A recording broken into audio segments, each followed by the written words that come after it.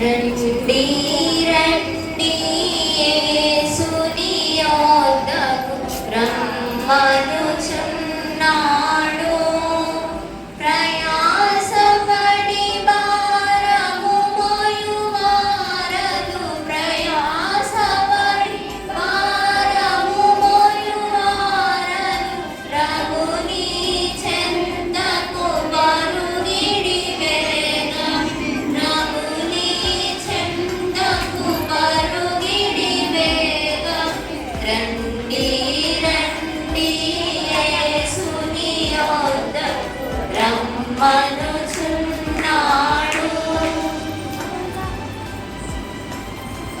వచ్చిన మీ అందరికీ వందనాలు. పండిత బైబిల్ గ్రంథం నుంచి కీర్తనల గ్రంథము 128వ అధ్యాయము మొదటి నుంచి కొన్ని వచనాలు చదువుకుందాము. యెహోవా యందు భయభక్తులు కలిగి ఆయన త్రోవల యందు నడుచువారందరూ ధన్యులు. నిశ్చయముగా నీవు నీ చేతుల కష్టార్జితమును అనుభవించదవు. నీవు ధన్యుడవు, నీకు మేలు కలుగును.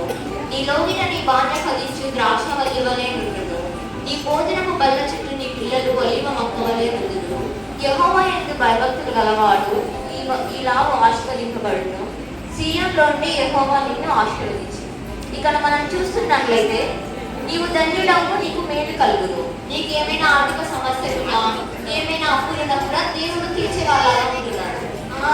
ఈ వాక్యం నా కోసమే, దేవుడు నాతోనే మాట్లాడుతున్నాడు. నిశ్చయముగా నీవు నీ చేతుల కష్టార్జితమును అనుభవించదు. నీవు చేసిన పని అంతయు దేవుడు ఆశీర్వదించేవాడుగా ఉంటున్నాడు.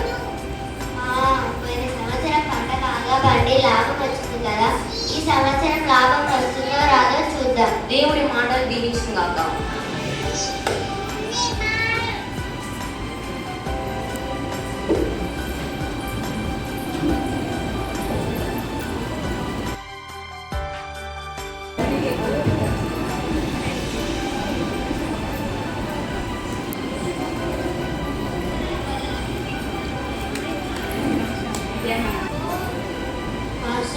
వాక్యం ఏం చెప్పారమ్మా?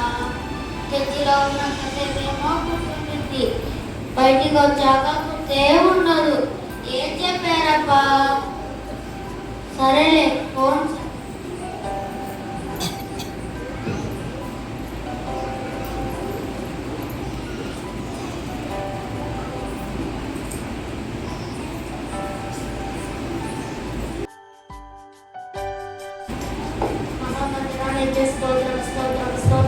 అద్భుతాలు చేయవాడు నీకే స్తోత్రం, స్తోత్రం, స్తోత్రం. సృష్టిలో దేవా నీకే స్తోత్రం, స్తోత్రం, స్తోత్రం. దేవా నువ్వు ఈ ఎప్పుడు నుండి నన్ను విడిపించు. నువ్వు ఏమైనా చేయగలవేసాయో అని యేసు నామములో అడిగిన తండ్రి, ఆమేన్. అమ్మా, ఏంటయ్యా? మీరు చాలా నెలలు అయితే నా అప్పు తీసుకొని కానీ ఇంకా ఇవ్వలేదు. మీరు రేపటిలోపు నా అప్పు ఇవ్వకపోతే నేను సహించలేను. మీకు అర్థమైందా? సరే, అర్థమైందయ్యా. అయ్యో, ఇక దేవుడు నాకు సహాయం చేయలేదే. సహాయం చేస్తాడో లేదో.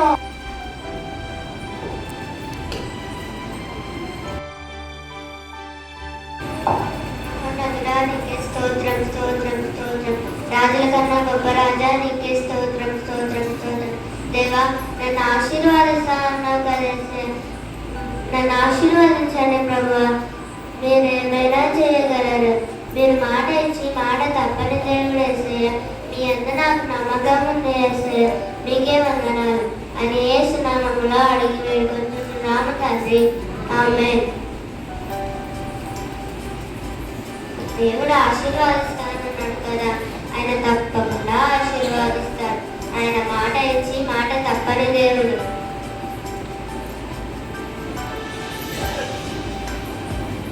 అమ్మా, ఇదిగో అమ్మా నీ డబ్బు.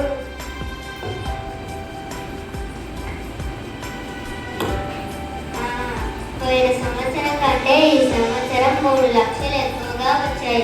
ఇది నాకు ఎవ్వరూ సహాయం చేయలేదు. ఇది నా కష్టార్జితం మాత్రమే.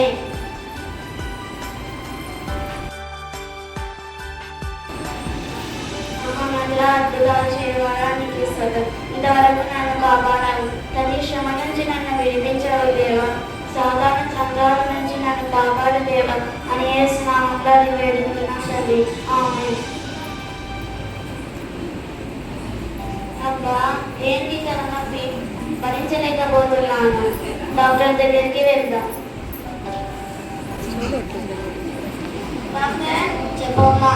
డాక్టర్, నాకు తలనొప్పి వస్తుంది డాక్టర్, నేను తట్టుకోలేకపోతున్నాను. ఎక్స్రే రిపోర్ట్లు తీసుకురామ్మా. సరే డాక్టర్.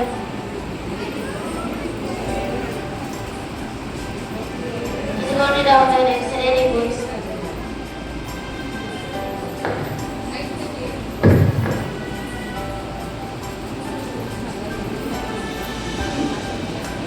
నీకు ఏ ప్రాబ్లం కూడా లేదమ్మా. నీకు తల ఎందుకు వస్తుందో నాకేదే తెలియదమ్మా. ఇప్పటికైతే జనరల్ మెడిసిన్స్ రాసిస్తావు, ఇల్లు వాడు. సరే డాక్టర్.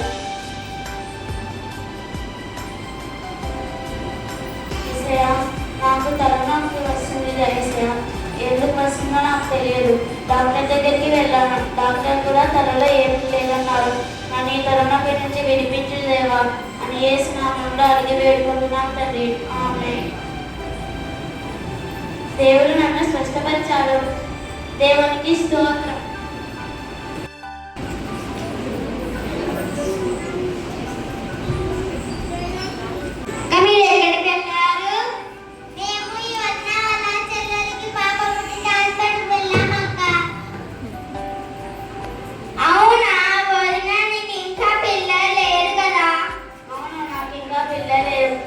ఎప్పటికైనా పిల్లనిస్తాడు.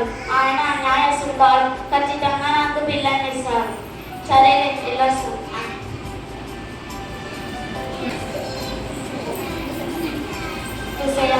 దేవా, ఈ లోకం అంతా నాకు పిల్లలు లేదని అంటున్నారు ఏసయ్య. గర్భఫలము నీవిచ్చు బహుమానం కదా ఏసయ్య. నాకు కూడా పిల్లలు ఇవ్వండి ఏసయ్య.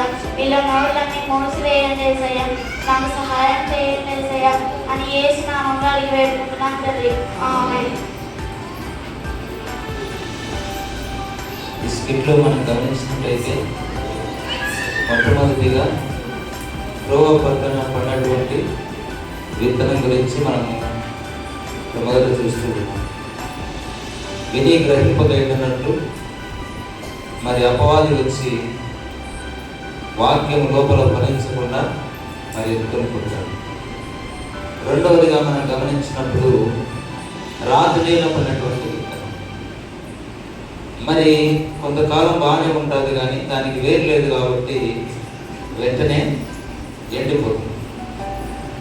మూడవదిగా ముళ్ళ పొదల్లో పడినటువంటి విత్తనం. కొంతకాలం బాగానే ఉంటుంది, కానీ ఈ లోక ధనమోసము, ఐహిక విచారం ఎప్పుడైతే వస్తుందో అప్పుడు అవన్నీ కూడా అణిచివేస్తాయి. అది ముళ్ళ పొదల్లో పడినటువంటి విత్తనం. చివరిగా మంచి నేల పడినటువంటి విత్తనం. యోగ్యమైనటువంటి మంచి మనస్సుతో వాక్యాన్ని విని ఎవరైతే మరి ఆ విధంగా అవలంబించి ముందుకు సాగుతారో వారి 30 60 100 వారు ఫలిస్తారు అని ఈ స్కిట్ ద్వారా మనందరం కూడా నేర్చుకుంటూ ఉన్నాం. ఒక విత్తనం మాత్రమే ఫలించింది కదా. మిగిలినటువంటి 3 విత్తనాలు ఏమైనాయి? వేలైపోయినాయి, ఫలించలేకపోయినాయి. కారణం ఏంటంటే కొన్ని త్రోవ పక్కన ఉన్నాయి, కొన్ని రాతి నేలలో ఉన్నాయి, కొన్ని ముళ్ళ పొదల్లో ఉన్నాయి. అందుకనే వేలైపోయినాయి.